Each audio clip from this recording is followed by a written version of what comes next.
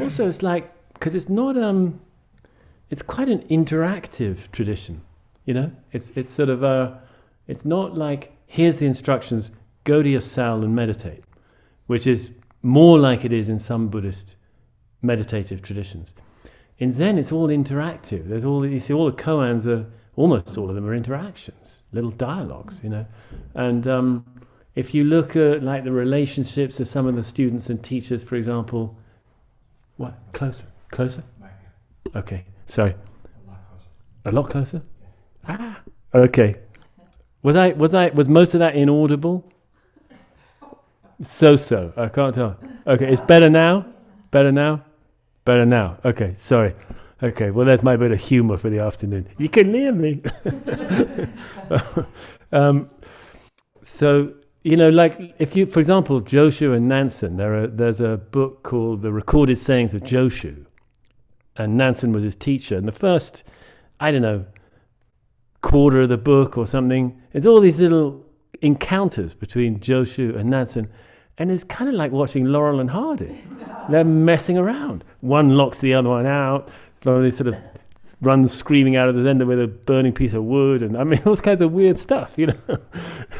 Of course, yeah, there may be some sort of deep dharma, I don't know. But, you know, in a certain way, I think the clearer we get, I don't know, I'm hazarding this as a proposition because I'm not so clear myself, but I'm guessing that the clearer we get, in some way, even with all the heartbreak and the very grave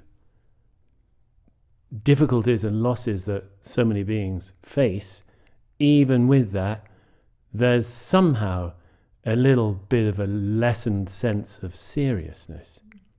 You know, that it is doing what it's doing, you know. And I mean, I know people who've been through, you know, the worst losses one could imagine, really, and still, they got a little bit of joy in them, in the face of that. That somehow, and you know, I think there's that in this tradition as well, that you could get. It is possible actually to be scoured, you know, and there's not a whole lot left of you.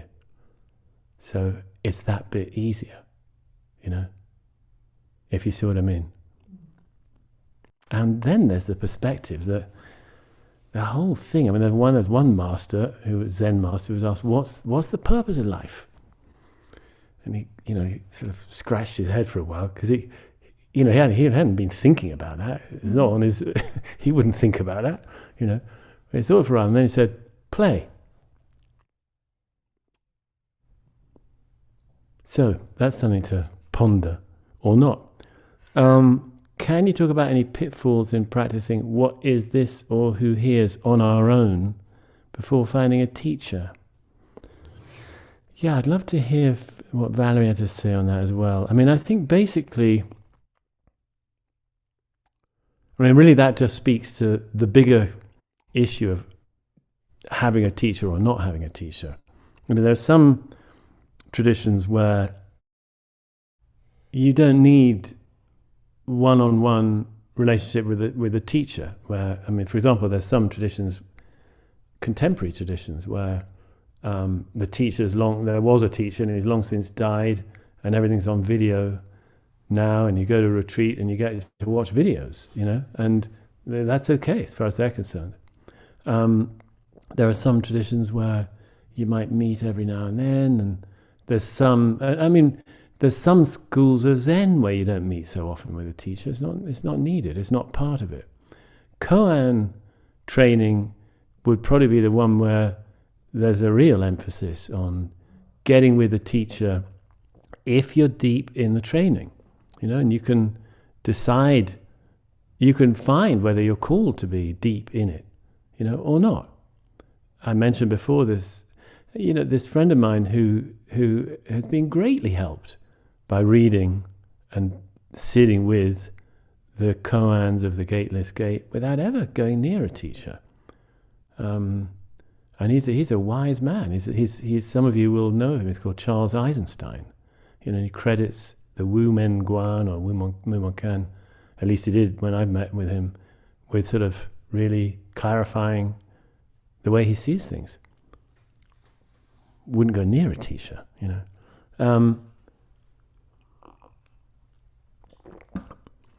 I mean, in terms of, for example, the koans that I've done, talked about a bit on the app, Sam Harris's app, you know, every so often I hear from somebody I often hear from people, you know, saying that they like it and they find it helps their sitting.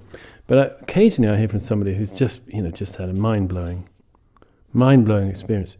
And then, you know, we might meet if they want, and if we can schedule it. It can just help to connect with somebody. If something really sort of untoward has happened or unexpected has happened, I think it can be very important. And certainly if somebody actually wants to get into this as a serious training, I think for the serious core path, you have to have a teacher. Yeah. Okay. Can you please touch on the part of the Teisho this morning about the 3 treasures where we lost contact with the Earthship? Okay. Okay. So, what was I saying? Basically, there are the 3 treasures, yes. And the name of our lineage is 3 treasures, San, Bo. And but the treasures are also called refuges, the 3 refuges. And I like the fact that they've got both those names, because seems to me one points to the sort of, you know, cosmic possibilities, the expansive possibilities, the discoveries that we can make, and that's really the treasures maybe. And then the refuge side is more about the healing and the safety and the belonging that we can find.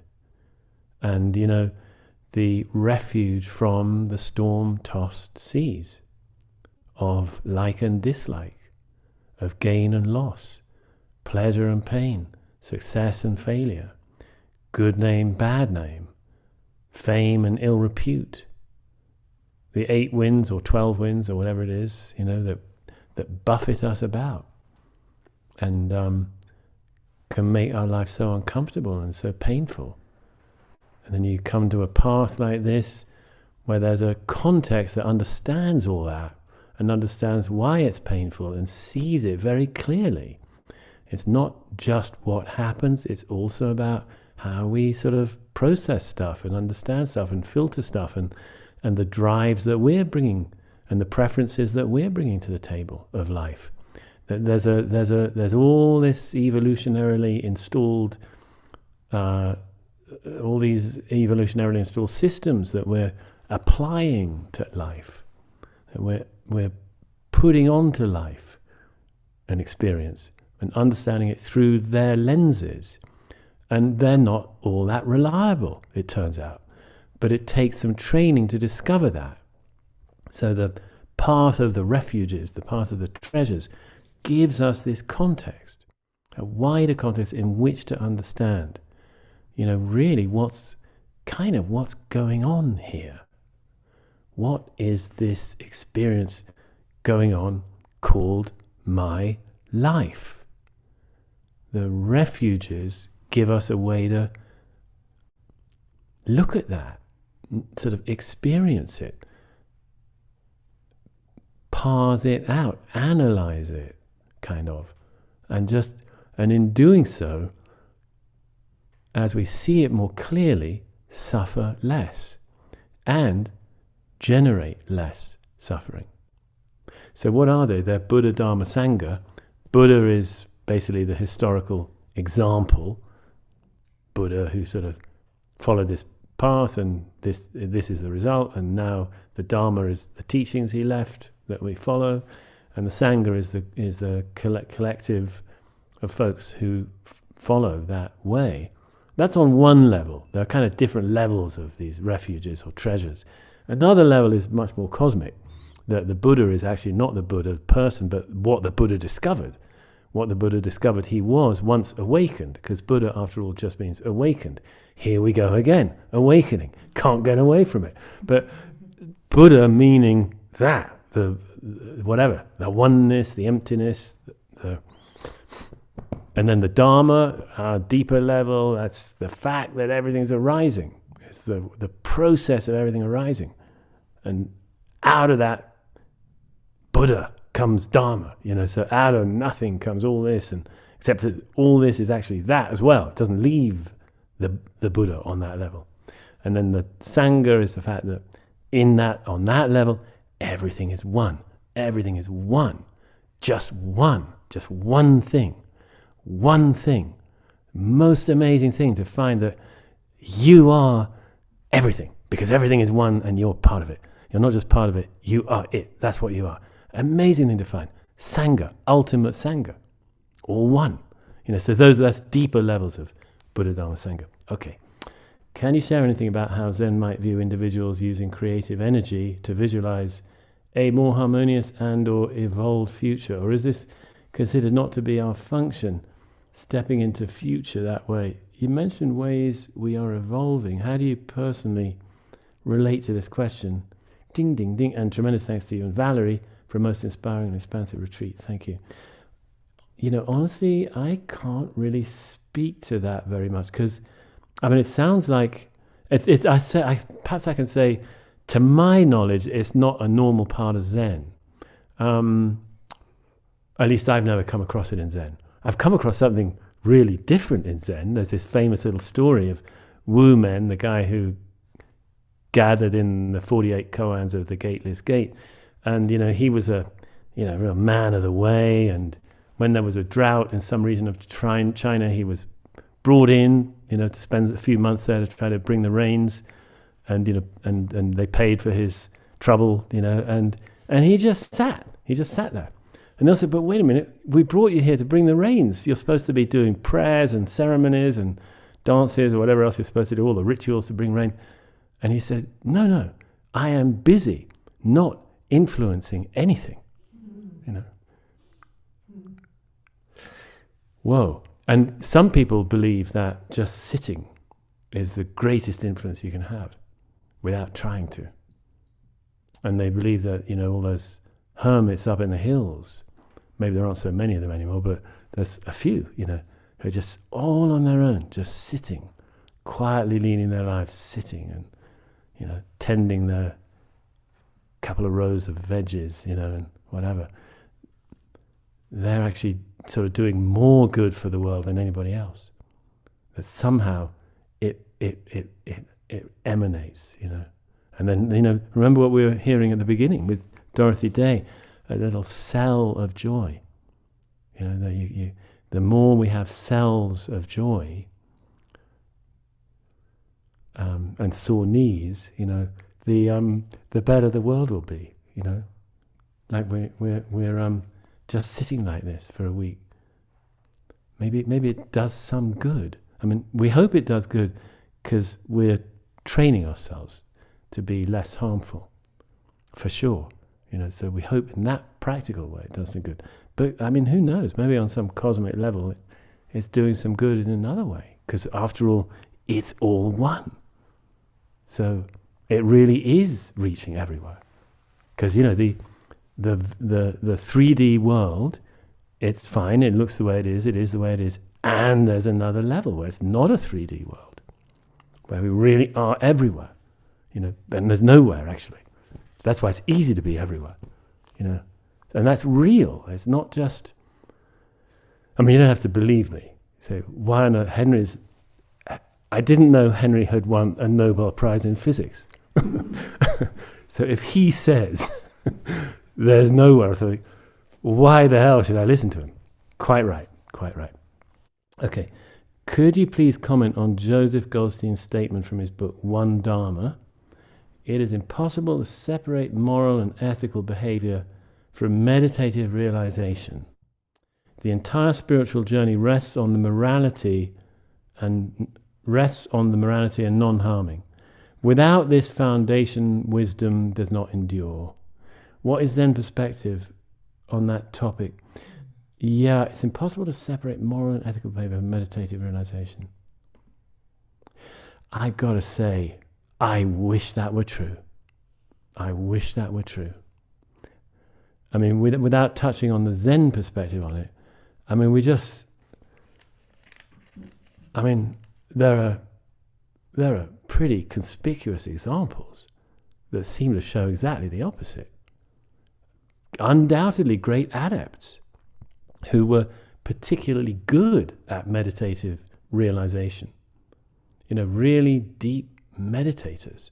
Clearly what we would probably by any standard have to call sort of awakened, doing appalling things. How do we, the traditions have all made that claim from the beginning. I think I hear two things in this, actually. One is that ancient claim that, if you awaken, you're going to be a bodhisattva who works tirelessly for the well-being of all beings. It's unavoidable, and I think I suppose I would say there's something to that being more readily able to see through the little tyrant within who's been running the show, wanting everything their own way, having that release and see through that more, it can change priorities where we get less inclined to self-promote and self-protect and really realize that there's a whole world out there called other beings, and that's where we're wanted, and that's very real. I feel I hear that Joseph Goldstein was also saying that sort of, in a way, a caution. Don't be going down the meditative path without having established some ethical principles first. I think that's what he's saying. And I would, the entire spiritual journey rests on the morality and non-harming. I've heard him saying somewhere, or one of his teachers said that if you start your meditative training without having sorted out some of the ethical, moral principles underpinning the path, it's like rowing a boat very hard, but not going anywhere because you haven't untied it from the dock, And I think of the perfect example of this. I don't know how many of you have seen the show. Is Tony Soprano, trying to get somewhere in his therapy while strangling people, and I think it seems to be I would say that the more we get to understand our own impulses of greed and ill will and see how they operate, see how craving operates in us, it becomes quite natural that the heart softens. Anyway, but yes, so now coming to the Zen perspective, Zen has set itself up as an entirely selfless project. We in normal conditions, the bodhisattva vows, in a monastery or something, are probably uttered 3 times a day. I'm doing this for all beings. No matter how many there may be, I will save them all. That's the commitment. I don't know. I think, it seems like one of the adaptations that's been going on in lay practice, probably, I guess, since the mid-20th century, is perhaps a sense of, is it called instrumentalizing meditation, making it a sort of an instrument that we can use for our own benefit. And the modern mindfulness movement is clearly doing that. But I don't think that's a bad thing, because I think it does tend to be good for our nervous systems, and therefore does tend to probably make us a bit less vulnerable to intense reactivity. So I think it is actually, even if you haven't had a sort of deep grounding in the Vinaya, as it's called, the monastic codes of Buddhism, which frankly I haven't. I don't suppose Valerie has either. But we've done a lot of precept study, both of us, and that's part of our Zen training in this lineage. There's an argument we should do it sooner. We tend to do it further on in the training, actually, but I'm kind of wondering if we ought to do it right up front, We used to here, actually. We had a precept group every Sunday morning for a while. Maybe we'll reinstate that. Yeah. If not knowing is advisable, should I cease asking questions? No. We love the questions. Very nice and modest of you. I'm just scanning around to see if I can see anybody. Yeah, okay, lovely question. No, I mean,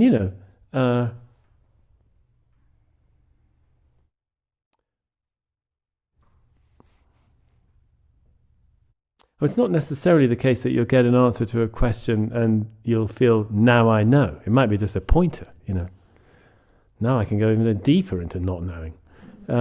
I did a weekend retreat once at Magnolia Grove in Mississippi. It is one of the U.S. monasteries of Thich Nhat Hanh. It is considered Zen Buddhism, but I don't recall much from my short time there or from his writing about koans. Are koans considered a necessary part of Zen?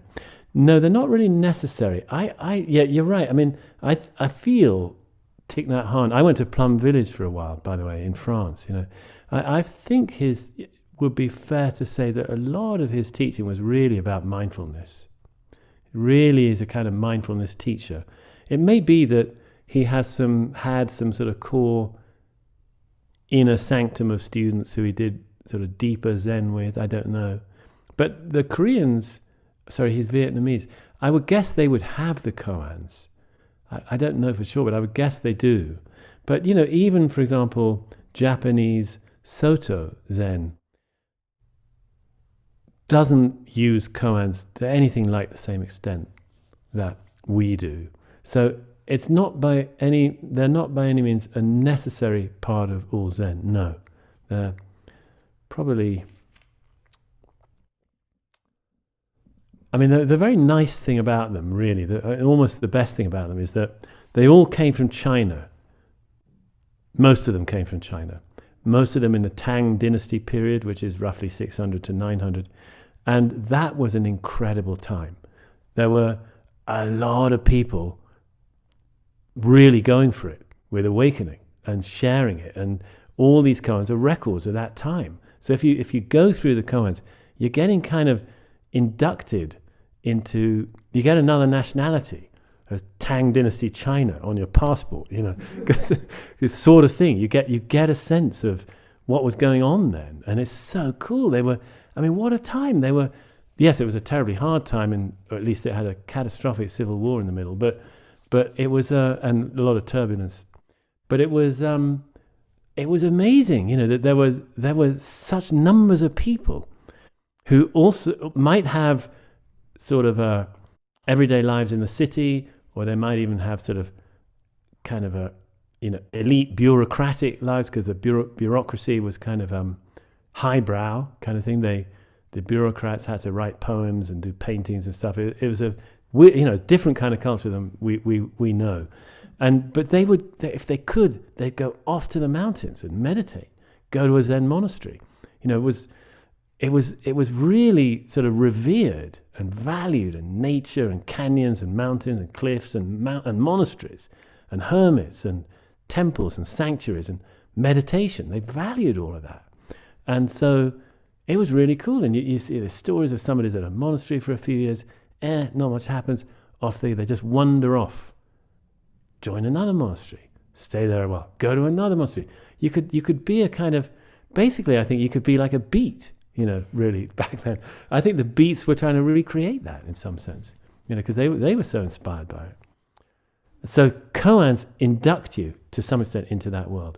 Okay, I've been somewhat stoop-shouldered since childhood, so trying to sit up straight in Zazen requires constant adjustment and causes a lot of back strain and exhaustion. For the sake of the practice, would it be better to persevere?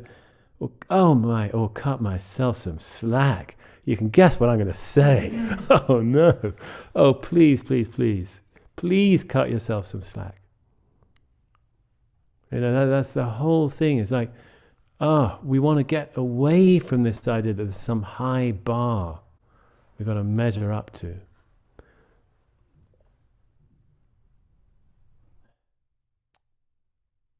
You are the answer, You are the answer. You are what you're looking for. It's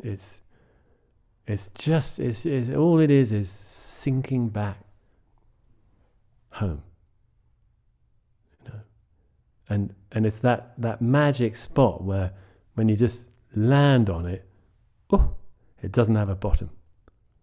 So how pinball machine, you're trying to get the ball in the right hole, flip, flip, flip, and jog, jog, jog. The good ones know how to jog the machine and flip, flip, flip, flip, flip. You know what I mean? Trying to get that ball to just drop anything. And when they get the right one in the right hole, boom, the whole machine sort of explodes in lights and noises and stuff. It's kind of like that. It's only getting home, just dropping in. You drop into you. And then it all happens, All the lights and bells and whistles all go crazy, because you've come home. The whole universe rejoices because you're home. I've experienced releasing some old patterns, and I like to believe some old karma as I practice over time. Is there a direct relationship between cleaning up my human stuff and waking up? I wish I knew. I believe that there's some kind of back and forth relationship, that somebody has an awakening experience. I think there's going to be a great opportunity for deep cleaning up that follows it, that the awakening is going to want you to do. It sort of brings up what is yet to be healed. The awakening is so compassionate, brings up what's wanted to be healed. And then as some of that happens, maybe I can relate, I can see this as a pattern in my own training. As some of that healing, sort of therapeutic, whatever it is, happens, some new awakening can happen. I think there can be a process like that. Back and forth. But whether so I suppose it sounds like it could be a yes answer to that one. But but awakening is extremely reluctant to be told what to do. So if you say, "Look, hey, I'm nice and cleaned up. Come on, I'm ready." No way. Would you please talk to us about samadhi? What are its characteristics and degrees of depth? What is its relation to dreaming and daydreaming? Is samadhi, unlike kensho, a state we can cultivate? And isn't that what we're doing when we sit? Yeah, I think that's about right. Good questions, all of these, and this one too. It's not at all like dreaming and daydreaming. Samadhi is super clear and it's effortless. The main ingredient is that you don't have to do anything. You feel carried.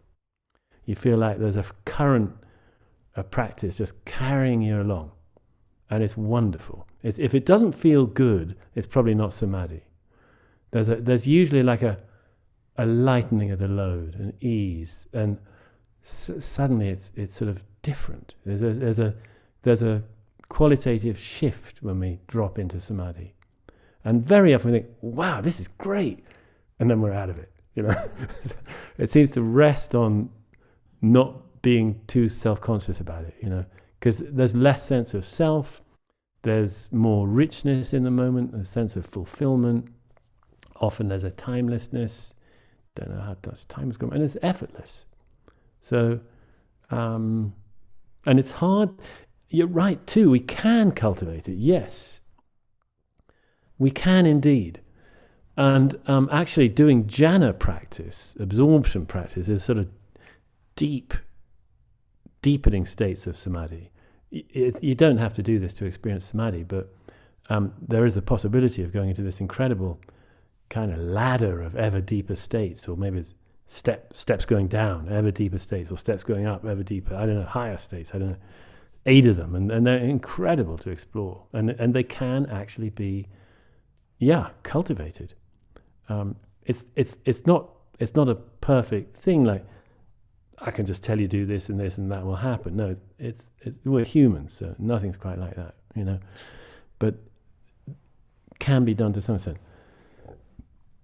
Okay, I'm just accelerating a bit. What about the path of shikantaza meditation? Yeah, well, thanks. Shikantaza, just sitting, nothing but just sitting, is the traditional practice typically in the Soto style of Zen. Sambo Zen actually has shikantaza in its toolbox. I'm sorry to say, actually, that I don't often talk about it. It's partly because, maybe there's not that much to say about it.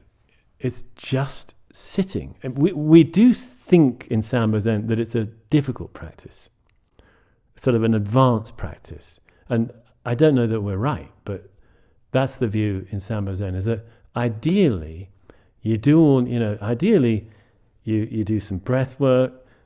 When the time seems right, you pick up mu, you have a sort of all-encompassing awakening, you sort it out, and you go through all the koans, and then you have an even deeper awakening at the end of the koans. It's all very nice and neat. And then you do shikantaza for the rest of your life, just sitting. But actually, all the best laid plans of mice and men, oft gang awry. I'm afraid that one does too.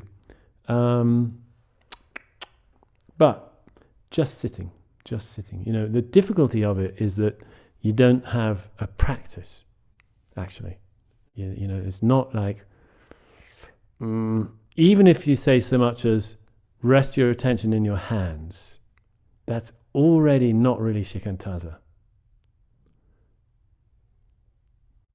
I've done a little bit of this with some people, sort of teach a kind of paint by numbers version of shikantaza, which I think is what goes on in some schools of Vipassana, where you do a noting practice, where you don't have any preferred object of attention in your meditation. Instead, you just note what's arising in consciousness. You just note it. Sound, sight, sensation, emotion, thought. You just note it as all these different things are arising. You just note them. And you try to be equally present to all of it.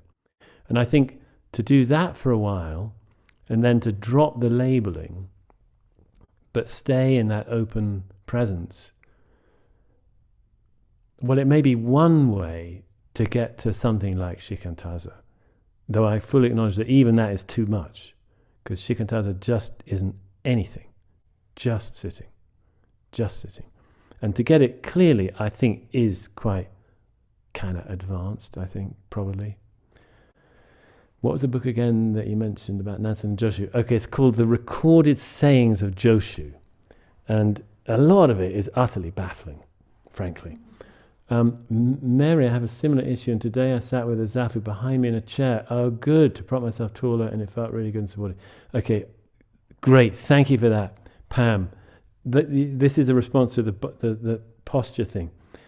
A zafu behind you in a chair. I think we all had a nice little break right there. Hope you enjoyed it, but we're back. And I was about to pick up a couple of questions that came in at Mountain Cloud, right here from the folks here. But one of them just came up in the little gap, which was about Janna practice. Oh yeah, I was about to answer that question about possible Janna practice next year. Yeah, and I was saying, yeah, maybe so. I'm kind of interested in it. But somebody here was asking about the relationship between Janna practice and Zen, because the name Zen is actually a transliteration of Janna. It became Janna practice, the word became Channa in China, which became Chan, which then became Zen in Japan. So we're named after Janna Buddhism. And why would that be? When we don't do anything like it, or maybe we do and we don't realize it. So I'm exploring it actually at the moment. But Wait, what was the question? Somebody had. I asked whether Janna was exclusive to Samba. Oh, yeah, it's basically been a Theravada practice. And then Scott was asking about, was it what Buddha did prior to awakening? Well, it sounds like it. It's quite interesting, actually. He went to these two teachers, Kamala and I forgot the other guy's name, and mastered their teachings, which sound like what are known as the 7th and 8th jhanas, exactly like them, respectively. And he said he did them, but they didn't resolve his basic unease. The knot in the middle wasn't undone. And it was only after his 6-day vigil that ended on the morning of December the 8th, with Venus twinkling in the sky, that everything was resolved. But later, when he's, in all the teachings he's given, I think something like 15 or 1800 times in the sutras, when he finishes his teaching, and it's all wrapped up, done and dusted, the problem's resolved, everybody knows now how it really is, or what they, whatever, the practice, or whatever it is, he goes off to do jhana. Yeah. So that was his regular practice, it seems like. Okay. Sorry, just picking up where we were. Okay. So we lost the questions in the chat. So retype if we didn't go on. But now here, Mountain Cloud. I've appreciated your observations about the changing face of Buddhism as it continues to evolve in the West. Do you see the role of teachers changing? Has their training changed? Or do you think it needs to? Well, look, one of the big things that must be a change in the role of teachers is that there's so many apps. So many people are getting their meditation from apps. I mean, that is the area of growth. I mean, that's where it's not tens of thousands, it's millions. And we might, 2 years ago, I might have sort of scoffed, or 5 years ago, definitely, or 15 years ago, I would have. Well, that's ridiculous, But I don't think so now. I think there's something very unexpectedly powerful about the thing that we all want, which is integrating practice into life. And I think little daily hits from an actual teacher that you can very easily access and then sit is very powerful. And to have once a week with a teacher online in your home, it's very powerful because it's immediately that bit closer to being woven into the fabric of your life. And so it's a surprise. I mean, I don't know. There's things can't change without something being lost. That's for sure. And I don't know how. I mean, look at Sambo Zen already. We're if we can, we're doing Dokusan with the abbot. All the teachers, if they can, doing Dokusan with the abbot in Japan. It's never been so easy. In the olden days, you had to block out the time, pay a lot of money to get on a plane, suffer terrible jet lag, sleep on the floor of the zendo or not really sleep very much at all, and and get your 5 minutes with him and come home again. Suddenly it's very different. And what about the teachers' gatherings? 60, 70 teachers worldwide. We used to, I feel embarrassed about it. The carbon footprint, Oh man, all these teachers flying to Madrid, flying to Toronto, flying to Germany, to sit around for 7 days looking at koans and checking that they're all clear on them. We deeply believe it's worth it. But wow, really? Now we just do it. Timing's not great, but we can all do it together, online, without leaving home. Is something lost? Yeah. But is something gained? Yeah. You know, it's powerful. It's surprising. I mean, one of the things that we've learned. I mean, when I hear the Ryon Roshi in Dokusan, you know, I can look at a screen for maybe 10 minutes before I lose it. So, because I've got a neurological issue. And Dokusan with him is usually 7 minutes long. so I can do it. I look at him. Oh, it's so close. It's like he's closer than in person, you know. And listening to him give a talk online, well, I don't look, but if I did, I know it's very direct somehow because the person seems so close, you know, very powerful. I don't know, it's not the same. Couldn't say it's the same. But this, I think, our Sambo Zen Dharma, just like whatever brand of Dharma, it's wanting to spread. It's wanting to share wherever it's wanted, you know, and it seems to be spreading right now, you know, and it's by that means. And is that okay? I don't know who's in the position to say yes or no. You know, I don't know who can say definitely not, you know, because, you know, at every stage of the Dharma's evolution, there have been people who said, wrong, it shouldn't evolve. At every stage of it. Of course they have, because people don't, you know, change is difficult. But it's done it regardless.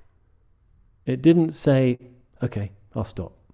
You know, it just, it's water. It's going to flow where it needs to flow. And we can go with it, or we can say, wrong. And you know, we can build a nice pond and stay in it. I'm sure that's okay too.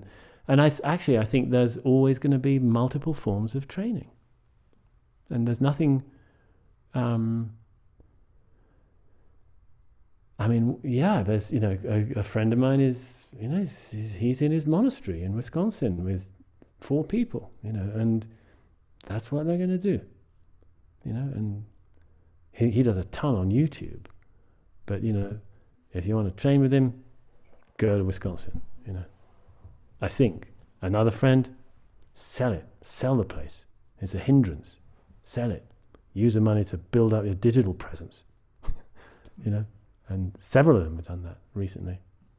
Okay, you had a question in the chat that was not addressed. Please put it back in as our chat history has gone. Oh, sorry. Okay, another question here.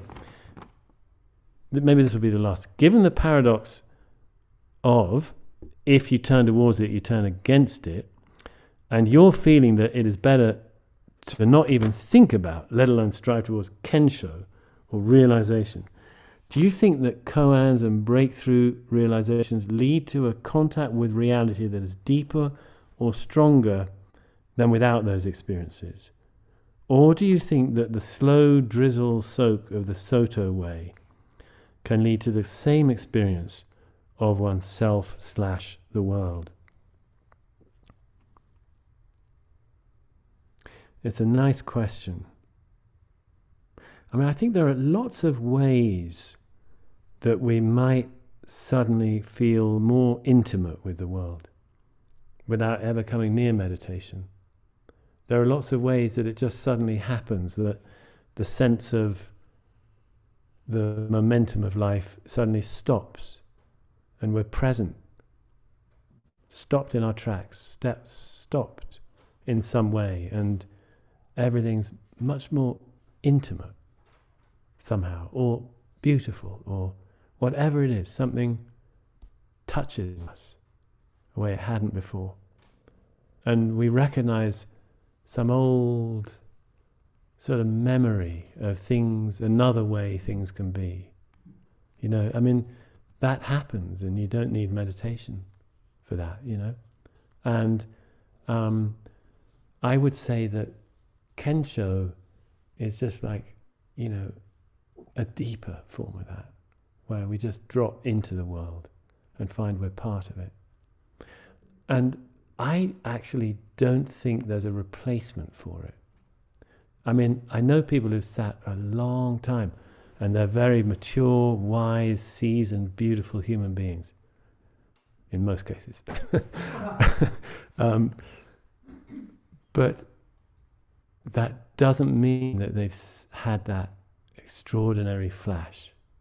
You know, does it matter that they haven't? Only if it matters to them. You know, and it's also true that you can be graced with those lightning strikes and